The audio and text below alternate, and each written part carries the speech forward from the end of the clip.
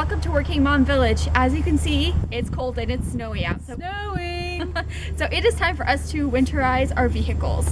So why do you want to winterize your vehicle? So obviously we live in Montana where it's cold and snowy, and we're getting ready to take a long trip. I'm going to be going on a road trip this weekend, and so I want to make sure that I have everything that I need in order to survive if I were to go off the road, get stuck, something like that.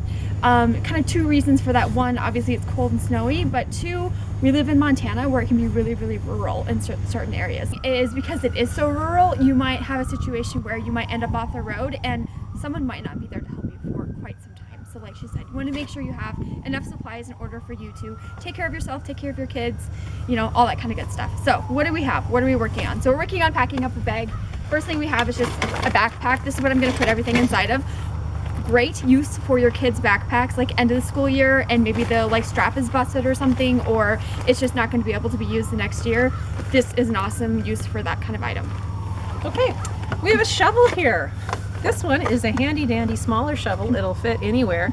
Let me tell you, it is a glorious thing to pull up to some muscle car stuck in the snow in your little four-wheel drive truck, pop out in your high-heeled snow boots and be able to dig some big guy out. These are useful. They really do work. They work great in tandem with, hey, kitty litter, some sand, something. You want some traction for your tires if you're gonna get stuck, and dude, even if you have four-wheel drive, there will be days when you get stuck.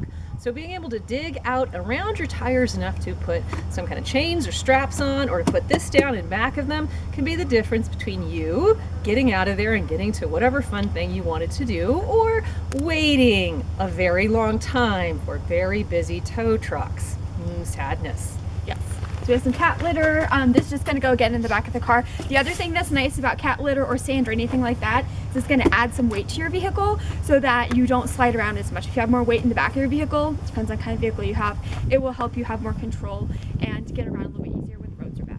If you have a pickup truck and it does not have a topper or some kind of cover on it, you can do this with hay bales. Just put 2 or 3 hay bales into the back. Once they get wet, solid freeze, they will be enough weight to keep your back tires on the road. If possible, you can still be driving through Wyoming and just whoosh sideways with the wind. Inside of the Ziploc baggie, I have some snacks, and then I also have some plastic baggies. So the snacks is obviously, like we said, if you're getting stuck somewhere and you're gonna have to hang out for a little bit, you'll have something to eat. What I like to do is I like to go through my kind of snack drawer or bin and pick up the stuff that's been there for a long time and throw it in there. Yeah, is it gonna be kind of like stale and stuff like that? Probably. But one, this is an emergency kit, so I don't know if this is gonna get used. But two, if we're hungry, we're gonna eat it, and it's all non-perishable stuff. The other thing we have is just some plastic grocery bags. This can help you make sure that you have things like help waterproof things. Maybe you have shoes on that weren't the best. Maybe you were out in tennis shoes and all of a sudden starts blizzarding. Welcome to Montana. And so you can wrap these around your feet to help you with a little bit some waterproofing, also a little bit insulation too. And it's always good to have plastic grocery bags for dirty diapers and all kinds of fun stuff. So all kinds of fun stuff that happens when you're frozen in. All right, so this is a sleeping bag. Make sure that in your vehicle you have a sleeping bag or some other small reflective, hopefully down-filled blanket or otherwise covering for every person who might have to spend the night in that vehicle. This has happened to us before. It can anywhere on the roads if they get too icy and you are just stopped. If you suddenly get pulled over because somebody behind you did something, somebody in front of you jackknifed. We get caught behind jackknives quite a bit, especially on the smaller roads here in Montana. This is your lifesaver because you do not want to run your engine until you run out of gas. You want to be able to keep warm and have that gas for later when you can actually get out of there. The other thing that's handy about just always keeping a blanket in your car is, like I have this one, it's pretty thick as well, but it also turns into a pillow, so you can use this as extra padding. But like in the summertime, if you always just have a blanket in your car, hey, you can have a picnic or take it out when you have a movie in the park or whatever. So that's nice too. This is something that always just kind of lives in my car. So we talked about being stuck overnight. So one thing you might want to think about is some kind of a headlamp. Because if you do get stuck overnight and for some reason you have to go outside, like, I don't know, you don't want to pee in your vehicle, you're gonna need this. The other thing that you're definitely gonna want is water. So this is another staple that just lives in my car. I buy a case of water at the beginning of the season, throw it in a plastic bag, and it just kind of lives back there. Obviously, people can survive for a really long time without food, they can survive for a really long time without certain things, but water is one of the biggies. So make sure that you always have some water in your car. Also is great again for mom life when you show up at a park and your kid ran around, now he's super thirsty, or we're going to a movie and instead of paying $11 for a bottle of water, we can just put this in our pocket. So a handy thing to have. Also, some people think, oh, that the snow is water. If I get stuck overnight, I'll just eat the snow. Don't do it. That leads to hypothermia. Very dangerous condition. You don't want to have water in your vehicle. Now, other things to have, just extras, hats, gloves.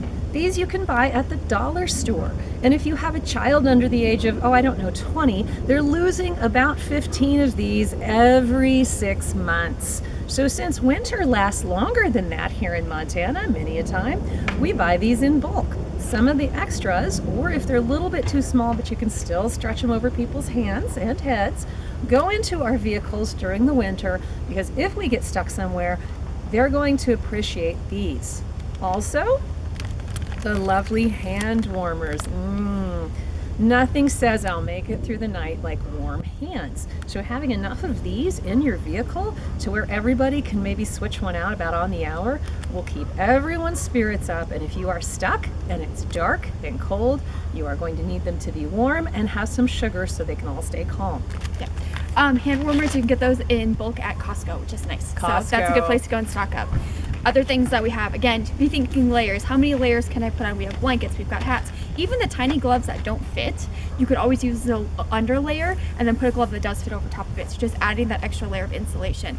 Same with socks. I have old socks that don't match, socks that don't have friends, that sort of thing. I keep some of these also in the car, again, to make sure that if I do have to get out and get my feet wet, I can change it to something that's going to be dry and still have that covering. So that's something else that's handy. So all of your old socks that don't match, old gloves that don't match, and old hats that have a hole in them, they now have a home during the winter for winterizing and taking any kind of trip when it's this kind of weather. The next thing that I have is just garbage bags. So I have about 7 of these in my car right now.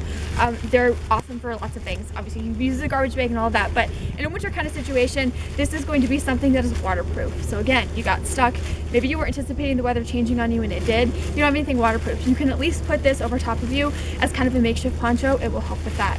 You can again put wet stuff in it too to kind of keep everything together and use it as maybe you have to change your tire or something like that, or you have to crawl underneath your vehicle. You can use it as a waterproof barrier. So the last thing that I have is just a candle and a lighter or matches or something like that, some kind of source of heat or warmth. So really literally this is just for lighting so that you can have some warmth. You might not think that a candle is going to generate very much heat, but it definitely will. And again, it's better to have a candle that you can light than run your engine all night and then run out of fuel, and then you really are stuck at that point. So, and let's think psychologically. Often, especially if you've got small kids, making this an adventure if you get stuck is the way that you get out of it without them screaming and dragging you even further into the crazy. When you're stuck and it's winter, one of the last things you want to do is have people freak out. Yeah, so definitely don't want people freaking out. So having things like candles, having chocolate, like if you looked in my bag, I have fruit snacks, I have chocolate bars, I have granola bars, I have lots of high calorie, really sweet stuff. It's going to give you a big kind of calorie bomb and also be kind of high fat, which will help keep you warm as well. Old Halloween candy that you want to get rid of, Yes. Old Christmas candy, and believe me, people will eat Easter candy if it's the middle of the night and they're cold. Yeah, We almost forgot the duct tape. Now, you've probably heard everything can be fixed with duct tape. I don't know about that, but most things can. Honest to God, you can make snowshoes out of this stuff if you absolutely have to. You can weatherproof a nasty old pair of tinnies if you have to. If you'll see that my boots that I'm wearing are right here, and here's my not waterproof at all pants. If I put a layer on underneath them and then duct taped around the bottom, that way the water wouldn't wick up and get me wet no matter what. If I have to walk out of somewhere, I am duct taping everybody's shoes until they are waterproof. So the other thing that duct taping will do is when I used to work at a refrigerated warehouse, the guys would take this and they would tape it around the bottoms of their snow pants because it's going to create a good seal. It's going to hold your heat in and keep your legs warmer too. duct tape. Duct tape.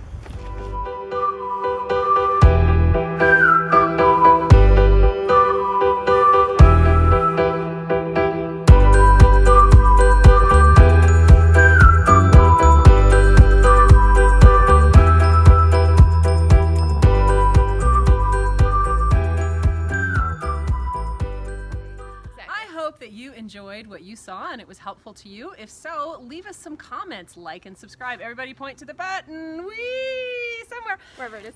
Wherever it is, like and subscribe. Tell us what you'd like to see. And if you liked what you saw, just comment and let us know if there's something else that you would like to see. We'd love to help. Definitely. Get a village. You're welcome to ours. Thanks Yes, very everybody much needs for a watching. village. Go out and find your own.